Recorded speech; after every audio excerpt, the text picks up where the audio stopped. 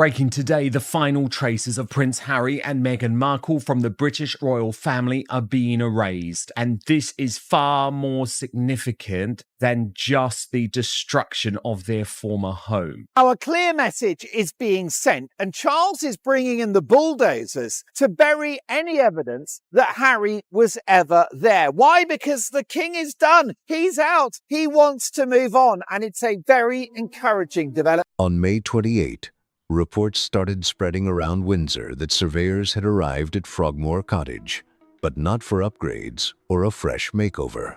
According to several reports, they were there to begin planning major changes to the property. A furious King Charles has decided to completely remove all traces of Harry and his time at Frogmore Cottage with seismic building work, which is going to run into millions, and it will make Harry a sad and distant memory. This is the same home that reportedly received a £2.4 million renovation in 2019, with 5 bedrooms, luxury features, and even a copper bathtub. It became one of the most talked about royal properties at the time. Reports first highlighted by The Sun and later picked up by other outlets claim there are plans to divide Frogmore Cottage back into the smaller units it once contained. Instead of remaining one large family residence, the property could return to staff accommodation and separate flats, much closer to its original layout.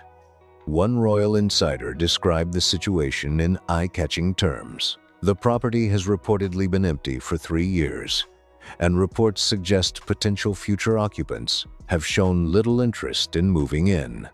Now, Frogmore Cottage was once the Duke's luxurious home located on the vast Windsor estate. Harry lived there during happier times when he was in the bosom of the royal family. Now he's being deleted, airbrushed away, cut out of history, all at the command of his father, King Charles. According to the source, some believe removing the remaining connections to its recent chapter could make the residence more appealing going forward. Think about that for a second. The reported discussion is not just about redecorating or minor updates.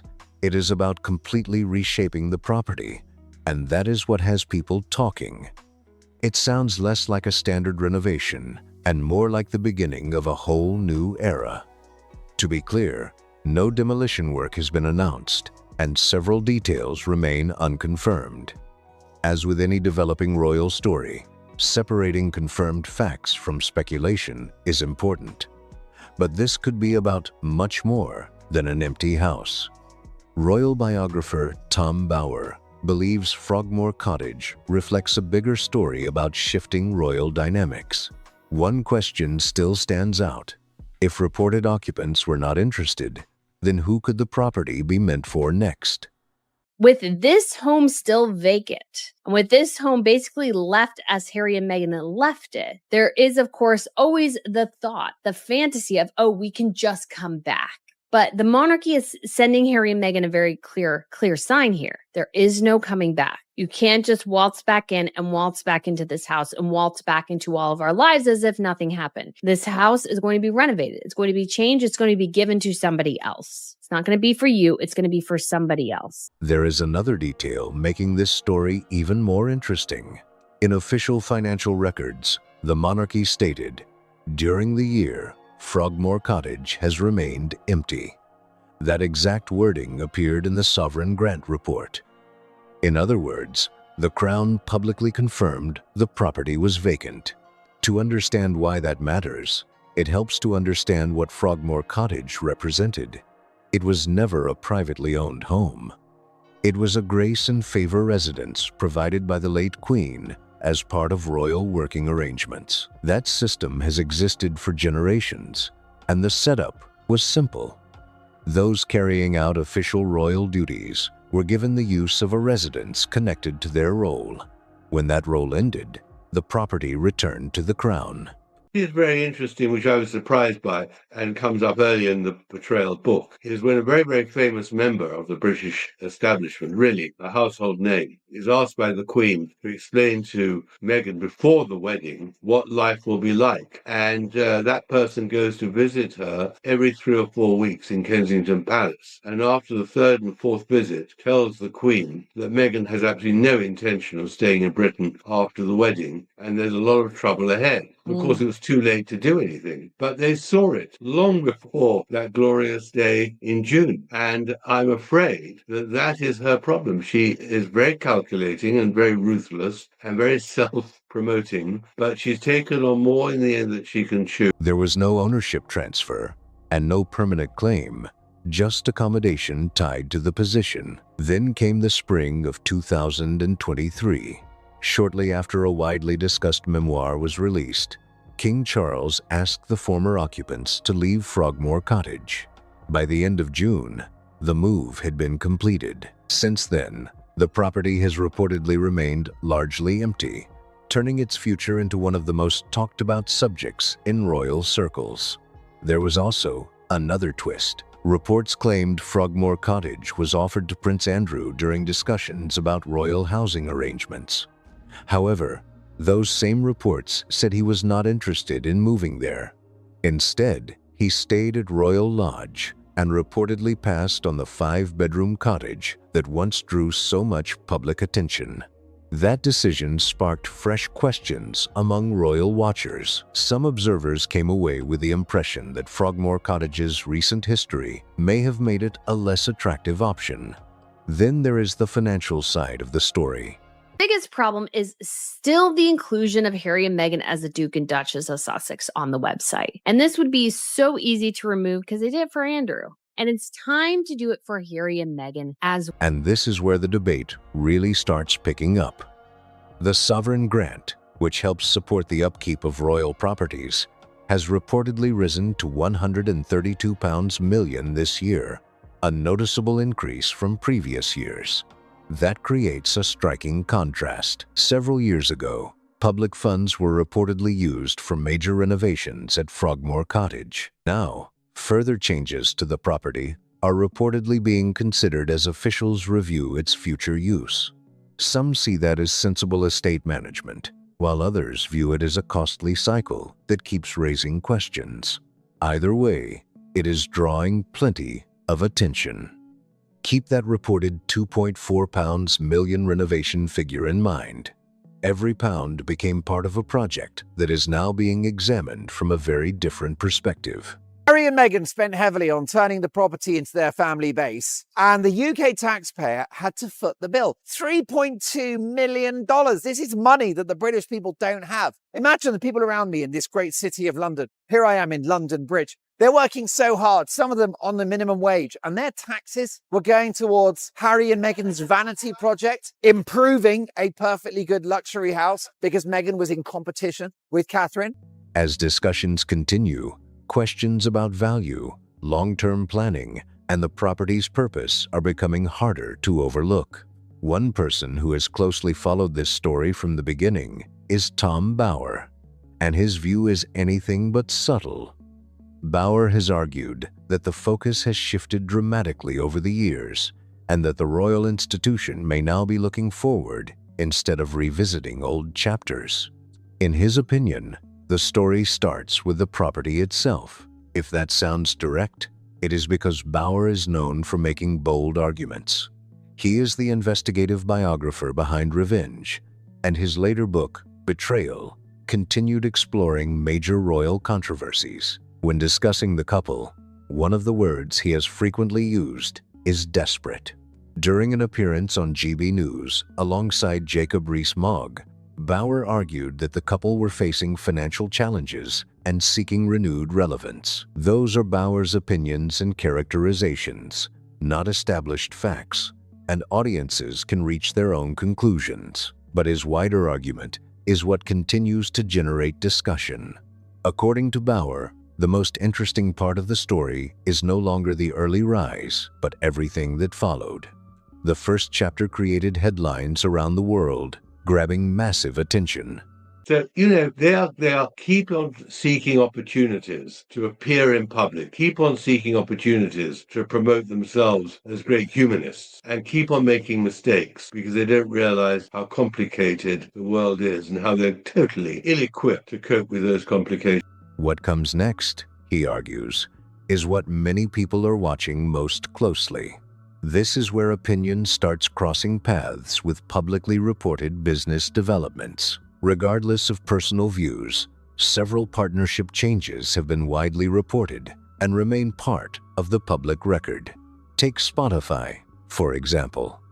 The partnership ended in 2023 after the release of one podcast series, and that development quickly became a major talking point across the media world. The split sparked widespread discussion about expectations, results, and the future direction of the brand. Then there is Netflix. Back in 2020, headlines were filled with reports of a massive agreement that was widely estimated to be worth up to $100 million. At the time, it was seen as one of the biggest entertainment deals linked to any public figure. Rafe, guess what she thinks is going to turn around the finances now? She's actually launching matchsticks. That's the latest. Look at this. Oh, God, matchsticks. Well, I guess it's burning down Frogmore Cottage, at least, that the royal family are intending to.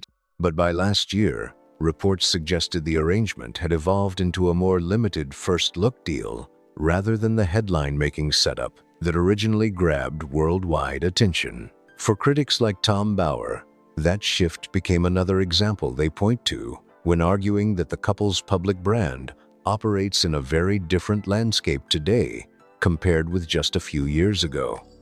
The changes did not stop there. Reports indicated that the Netflix arrangement eventually looked quite different from the version first presented to the public. Some commentators highlighted reported changes involving scale, exclusivity, and overall scope. Because of that, comparisons began emerging between this deal and similar agreements other well-known figures moved toward after their initial wave of attention cooled off. At the same time, not every project generated the level of buzz many expected. These two, they don't do their due diligence. They want to show up, they want their picture taken, and they want to get out of Dodge, and they want to sit back and read the praise. I mean, it was like copy and paste for some of the tacky outlets that worship at the ground of Meghan Markle. Meghan Markle's powerful speech was like, I found 5 different websites that literally it had almost the same headline. Meghan Markle gives powerful speech. They don't want to do the work. They don't want to do the research. And I think that's why they have fallen out with Spotify and in some cases Netflix. Meghan's lifestyle series, With Love, Meghan, received mixed reactions and entered a highly competitive streaming market. According to reported engagement figures, the show ranked behind many other titles on the platform. Several follow-up projects also struggled to recreate the excitement that surrounded the couple's earlier ventures. That is why critics such as Tom Bauer argue that momentum has shifted dramatically. In their view, the conversation is no longer driven only by opinions, but also by publicly reported business developments and performance results. It is easy to forget how different the picture looked only a few years earlier. When the Spotify partnership ended, one executive famously described the couple as grifters during a public conversation. The remark quickly generated headlines around the world because it was far from the language normally heard when a business partnership ends.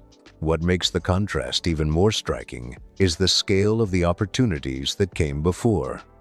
Harry's memoir reportedly received an advance worth around $20 million and became one of the fastest-selling non-fiction books ever released. At that point, the couple's brand was attracting huge public interest and major commercial opportunities from multiple directions. That is why some observers believe recent developments represent more than a temporary setback. The exploitation of the situation. Yeah. I mean, it worked for Meghan when she was in the so-called royal tour, which I describe in Portrayal in Nigeria and then in Colombia. And she did, of course, the same when she visited Jordan with the World Health Organization. But Bondi Beach was a terrible, terrible mistake, as was her trip to Australia. She fell flat on her face. And she tries to empathize. And she did it, of course, in Texas when the school shooting happened. She flew there to lay some flowers and then ignored her father, who at the same time had a near-death stroke. I mean, everything is for commercial and for personal publicity. I think the Bondi Beach was gross. It was insensitive, but it showed the real Meghan. Anything to earn a dime, anything to promote herself at anyone's expense. They argue it signals a broader shift in momentum and public perception. While one chapter appeared to be closing in Windsor, several high-profile business opportunities connected to the couple also seem to be changing in California. Tom Bauer believes those developments are linked. In his view, they are part of a larger turning point. One of the next major stories involves Meghan's lifestyle brand, As Ever. Earlier this year, reports indicated that Netflix was no longer involved with the project. As Ever, known for products such as preserves, food items, and lifestyle goods, would continue independently. Both sides described the separation as amicable, and there was no public suggestion of a dispute. To be fair, the brand did achieve an early success. When its first collection launched in April 2025, reports indicated that products sold out quickly. Supporters pointed to that result as proof that strong consumer interest remained. Credit where it is due, the launch created plenty of buzz and attracted significant attention. However, critics focus on the wider picture rather than a single product launch. They point to a growing list of partnerships, business relationships, and funding arrangements that have either ended, shifted direction, or become less visible over time. Spotify ended. The Netflix arrangement changed. Meanwhile, Boeing confirmed it would not sponsor the Invictus Games in Birmingham in 2027. And so you have people who are able to watch you and keep an eye on you. And that's why Harry and Meghan, I think, liked the idea of Frogmore Cottage, because they were on a crown estate, but they weren't under the umbrella and the watchful eye of the monarchy. And the monarchy can't let them do that. And so they stripped them of it because they proved they can't be trusted. They used pictures and videos and images from that home in their Netflix documentary. And that, of course, is violating security for sort of everyone. That's the thing. Harry and Meghan violate security for everyone in order to promote themselves. Despite previous involvement with the organization, around the same period, reports suggested the Australian government would not renew a multi-million-dollar funding commitment connected to Invictus-related activities in the country. Those developments only added more fuel to the ongoing debate surrounding the couple's future direction. According to public statements, some organizers reportedly learned about those funding decisions late in the process, creating extra uncertainty. Questions also surfaced within the Birmingham organizing effort, including the departure of a senior board member from their role. Viewed individually, each development may have its own explanation, but when critics line them up side by side, they argue that a larger pattern begins to emerge. Whether that interpretation is accurate remains open to debate. What is clear is that the conversation surrounding Harry and Meghan looks very different today from the period when their post-royal projects were dominating headlines. The financial questions do not stop with business partnerships. They also lead back to Frogmore Cottage, where the reported £2.4 million renovation continues to attract attention. That money was used to renovate a property that Harry and Meghan reportedly occupied for a relatively short period. King Charles is conceding here that Prince William is right about the fact that the Sussexes simply can never return to the United Kingdom in any form, can never have any royal role again. Their home, the place that they wanted to keep as some sort of base in the United Kingdom paid for by us, is going to go back to being multiple cottages because simply it is not fit for them to return. However, there is an important detail that is sometimes overlooked. In September 2020, The couple reportedly repaid the full renovation cost, every penny. Claims suggesting otherwise do not match widely reported information available in the public record. Even so, the story does not end there. After the renovation costs were repaid, the property reportedly remained largely vacant for years. Now, according to reports, discussions are taking place about dividing the home back into separate units. Looking at the full timeline raises questions about how the property was used and what purpose it may serve in the future. Regardless of personal opinions about Harry or Meghan, that sequence of events is what many people find so interesting. A major renovation, a relatively short period of occupancy, years of vacancy, and now the possibility of another major transformation. It is certainly an unusual chain of events. Father might be a little bit softer. There's a whole load of reasons for that. But William is absolutely categorical that Harry and Meghan just have to be banished. You know, they have to live in exile. And William's going to be furious if the government and this Ravek committee give him the security protection back, because that means Harry can swan in and swan out whenever he wants. Before anyone assumes Harry and Meghan are facing serious financial trouble, it is important to keep the situation in perspective and separate speculation from confirmed information. Most reports do not portray them that way. Even critical estimates generally place Harry's wealth in the tens of millions of dollars. That is a long way from the image of a couple struggling financially. But critics argue that money is not the real story. The word they keep coming back to is contraction. In their view, this is not about financial collapse. It is about reduced influence, fewer opportunities, and a spotlight that may not be as powerful as it once was. When Harry and Meghan stepped away from royal duties, they made it clear they wanted a different path. They spoke about independence and building a life outside traditional royal structures. From one perspective, that goal was achieved. The royal institution continued moving forward, while the couple built a new life thousands of miles away in California. However, some royal commentators believe there was a trade-off.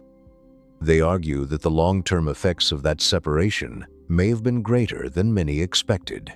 As connections become more distant, they say, certain advantages and opportunities linked to royal life naturally become harder to access over time. For years, many observers viewed Frogmore Cottage as a kind of safety net. Even after the move to California, there was a common belief that the property represented a lasting connection to Britain. If circumstances changed, there would still be a residence linked to Harry and Meghan waiting in Windsor. We've seen how mediocre and miserable their trip was to Australia in terms of raising money. We saw the huge embarrassment for Meghan when she went to see the very sensible Swiss in Geneva, and she had enough people there to fill a British phone box. Nobody is interested in them any longer.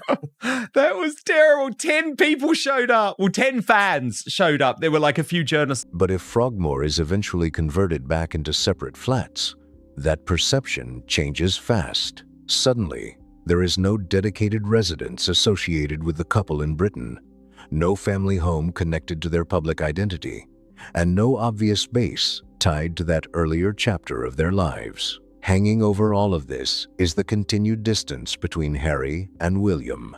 Reports about tensions between the brothers have circulated for years, and the subject remains a regular feature of royal coverage. There is also ongoing speculation about what the future could hold when William eventually becomes king. Some commentators make bold predictions involving titles, status, and royal responsibilities.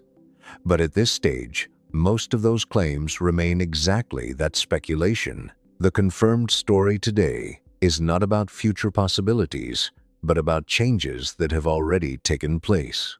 It is about a property that once symbolized Harry and Meghan's place within the royal family, and what its reported transformation may represent today. More cautious reporting actually paints a different picture from some of the dramatic headlines. I've never seen somebody try so hard to prove that they're not the most unpopular person in the world. Someone who fled England because she needed her privacy. Yeah. Never let us forget that. Yeah. I mean, I know, it's absolutely astonishing. And then, of course, the publication of all her very top secret wedding photographs. Oh, yeah. To mark the 8th anniversary. That as well, absolutely another invasion of her privacy. I mean, she is literally digging and digging and digging, looking for something to get attention, and probably can't understand why there isn't a huge wave of adoration for her. She's actually puzzled why people don't love her, and that makes it even more interesting. Rather than suggesting major action is being taken against Harry and Meghan, several commentators believe the situation may simply remain unchanged. Under that view, the couple are no longer seen as a central issue for the institution, but as a chapter that has gradually faded into the background. And when you compare the public images on both sides, the contrast stands out. William is frequently seen attending engagements, carrying out official duties, and appearing alongside his family. Meanwhile, Harry remains in California, while one of the most recognizable symbols of his former royal life continues to face an uncertain future.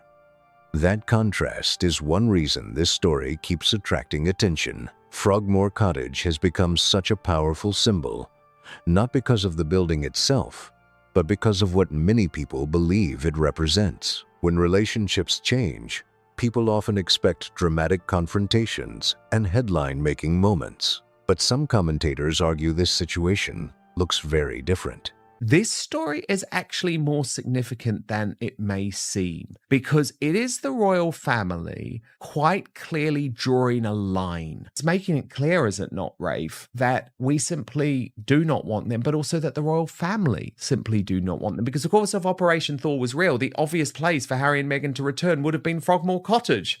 And despite spending all of that money, Rafe, it's literally about to be bulldozed. At least the renovations will be, because it's going to be turned back into, I believe, multiple flats for effectively senior members of the household, which is what it was before Harry and Meghan.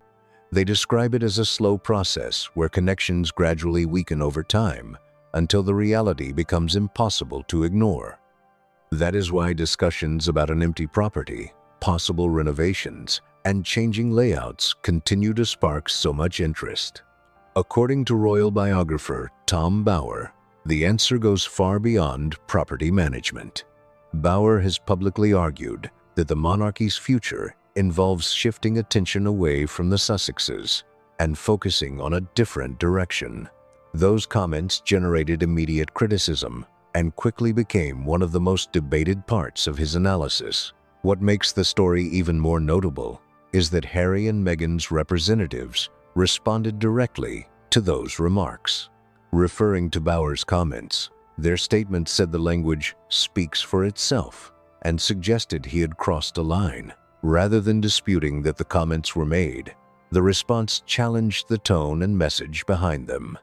That is exactly where the disagreement remains today, with supporters and critics continuing to view the situation from very different angles. One side believes the royal institution has steadily moved on from Harry and Meghan. She made some very, very poor strategic errors, thinking she could profit from the title without any consequence, without paying the dues. And of course, in the end, I have no doubt there'll come a day when they both lose their titles, and their children too, because they will just be forced to go too far for their own survival. And at that moment, the same will happen to them as what's happened to Prince Andrew. The other argues that critics like Tom Bower are reading too much into routine developments and turning ordinary events into something far bigger than they really are. Right at the center of that debate sits Frogmore Cottage itself, an empty property, a home that underwent major renovations, and a residence closely tied to a significant chapter in Harry and Meghan's royal story. And now, according to reports, it could soon look very different from the version many people remember. The symbolism is difficult to ignore. For years, Frogmore was seen as one of the last visible links between the Sussexes and royal life in Britain. If the reported plans move forward, that connection could become even more distant, not because of one dramatic announcement, but because of a series of smaller changes that have unfolded over time. That is why some observers argue this was never really just a story about bricks, walls, or floor plans. To them, Frogmore has become a symbol of something much larger: the continuing separation between Harry and Meghan. Reason Harry is given Buckingham Palace is that Buckingham Palace is a location that is fully under control of the monarchy. And what I mean by that is that Harry and Meghan can't just invite anybody in. They can't just run things themselves. They are held under the umbrella of the authority of the monarchy. So if they have a friend come over, the friend has to go through security. The friend has to check in. The friend has to give their name. Hopefully they're actually doing that now, because during Andrew's time, they weren't as good about doing that. But every single person walking into that building should have their name down somewhere. And the institution they once worked within.